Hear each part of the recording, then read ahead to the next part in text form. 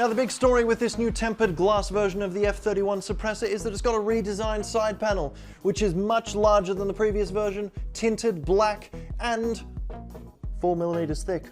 Now just like the previous version, this suppressor F31 tempered glass edition has built-in sound dampening panels on the top, front, and side. So your build's going to be making less noise when you need to be paying attention. These panels are removable if you want to increase your airflow, but our test showed as much as a 7 decibel drop in sound levels with the sound dampening panels installed. In the front panel you've also got this solid sound dampening that absorbs fan noise, while the side panels have all the ventilation you need to keep up that airflow. You've also got a handy dandy tab at the bottom that keeps your front panel shut when you're moving the case around, or just to keep it from opening in general use.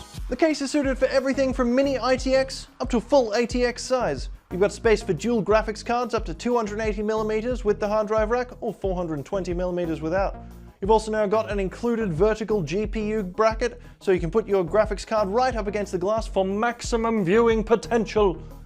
Hidden inside the back panel, which is held on with thumb screws, you've got 50mm of cable management space, so your cable management's going to look awesome no matter how well organized it is, as well as mounting space for 2.5, 3.5 or 5.5 inch drives. And you've also got drive bays in the front. The F31's designed so that you've always got space to cool your system no matter which way you want to go with it.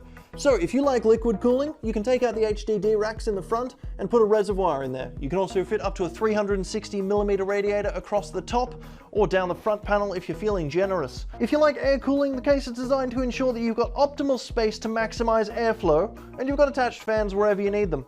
The case comes pre-installed with a 140mm ring fan at the back and a 140mm turbo fan in the front.